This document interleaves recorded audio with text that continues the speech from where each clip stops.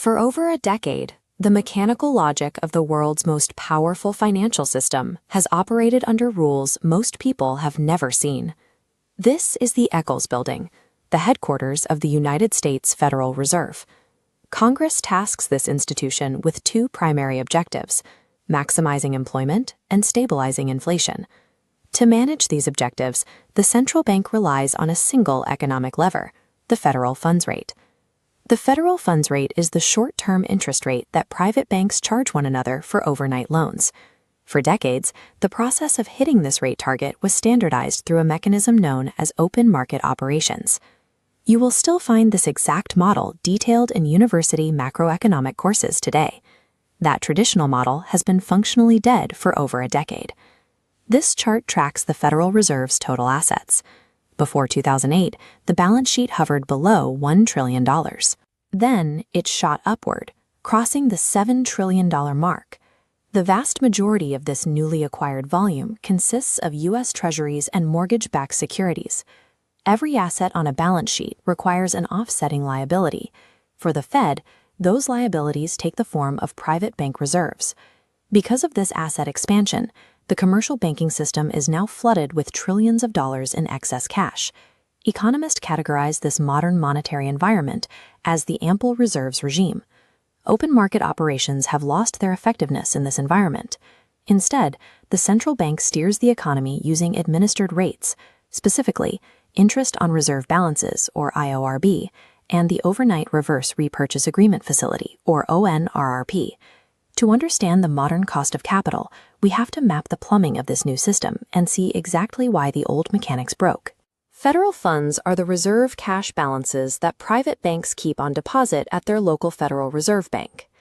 Banks lend these reserves to one another overnight to settle liquidity needs and meet strict regulatory minimums.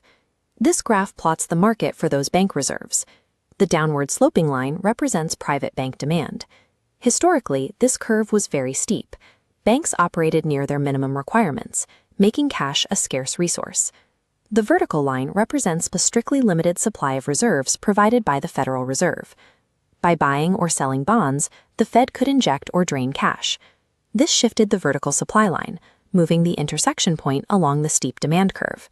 Because the demand curve was so steep, even minor adjustments in supply caused immediate, predictable changes in the interest rate. The Federal Reserve's power was dependent on managing engineered scarcity. The 2008 financial crisis broke this limited reserves model. To stabilize failing markets, the Federal Reserve initiated a response known as quantitative easing. The central bank purchased trillions of dollars in securities, injecting massive amounts of liquidity directly into the commercial banking system. On our reserve market graph, this injected cash pushes the vertical supply line to the far right. The supply of reserves lands past the steep drop-off, settling on the horizontal tail of the demand curve. As a result, the federal funds rate drops to zero. With reserves at these levels, the central bank can no longer influence the price of borrowing by adjusting the supply of money. The traditional mechanical link has been completely severed. With the system flooded with cash, the Fed faced a problem: how to force interest rates back up without draining those trillions of reserves. The solution was interest on reserve balances, or IORB.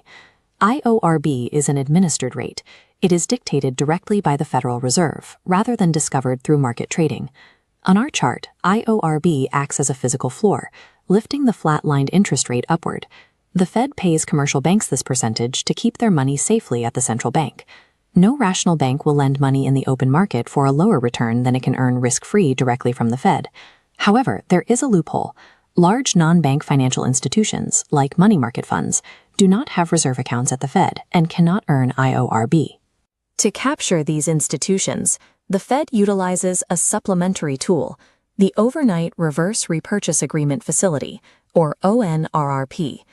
By offering non-banks an interest-bearing option, ONRRP plugs the leak, acting as a secondary floor that keeps the entire system's rates elevated.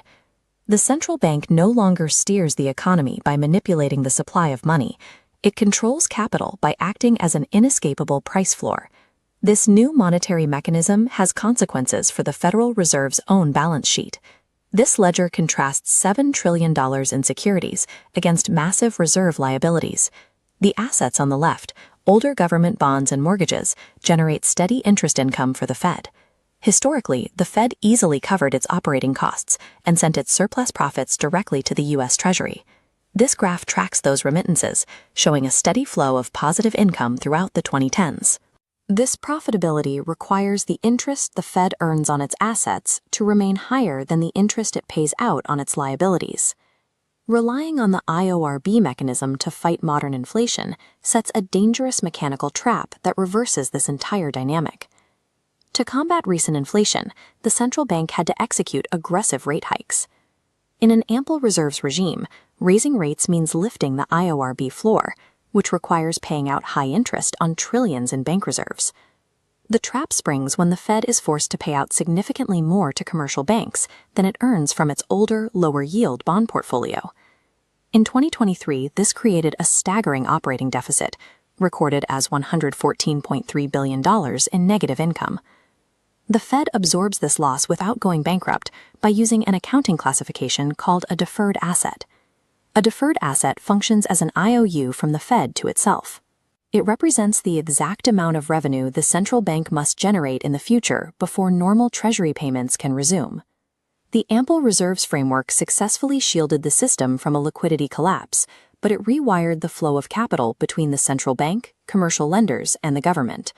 The profit once reserved for the Treasury is now diverted to bank reserves, leaving the public to carry a multi-billion-dollar deficit. The textbook has been replaced by an entirely different machine.